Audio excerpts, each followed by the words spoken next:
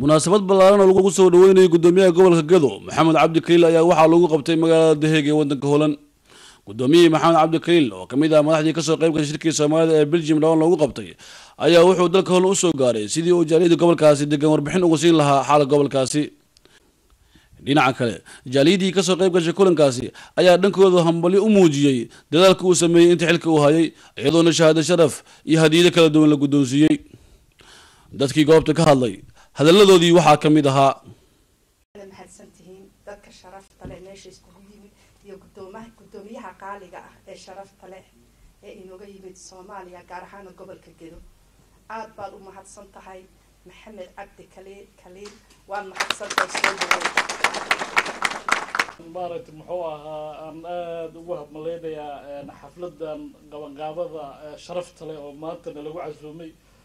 runtii oo ay gudoomiye xamso iyo qaban qaadiyaasha ay soo maartay aad uga soo shaqeeyeen waxaan leenahay runtii maqsuud ayaan ka nahay casuumadeena waxaan tagay dhawaan Mareykanka waxaan tagay Canada waxaan tagay Yurub wadamada intooda badan baan tagay anagoo u ololeynayna sidii loo heli lahaa dhaqaale ku filan in garoonka lagu dhiso jaal gudoomiye waxaan garoonka kan ku qiimeynay inay ku baxayso lacag $400,000 oo arintaas ay isku xil saareen maadaama gobolka kani uu dagaalo iyo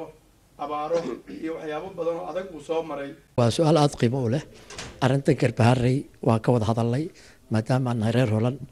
qaybtii nagu soo aaday reer Holland ahaan dhammaan sida ahayd baan u gudbinay. waxaan u rajaynayaa wadamada kale oo wali aad soo gudbin inay sida ugu dhaqsaha badan u gudbiyaan. walaalayaal aad iyo aad baan kaga mahad celinaynaa dareenkiina ee Soomaalinimada ah sidaad la socotaan Soomaaliya waxba idin kuma seekana maanta waa maalintii rajada dowladda Soomaaliyeed ilaa waqtigii 20 iyo dhowr sano ka hor isbeddelkii la soo maray waa waqtiga dowladda Soomaaliyeed ee federaalka ah ee haatan dhalatay iyo dadka Soomaaliyeed buu ugu rajo yahay waxaan rabnaa in sidaa loo fahmo la taageero dowladda Soomaaliyeed ee federaalka dowladda federaalka ee jirta ee madaxweyne Xasan Sheekh Maxamuud uu muxuu ahaa hogaaminaya bay miiska u saaran tahay buurdhuubo iyo ceelcadde dekreetadeedii inay kasoo baxda hadda kuwii hore ay kumeel gaarka ahaana waa ka haynay sida tii Cabdullaahi Yuusuf iyo tii Sheekh Shariif markii ay si rasmi ah midda federaalka ugu soo baxdo baynu haddii alla idmo la shaacin doona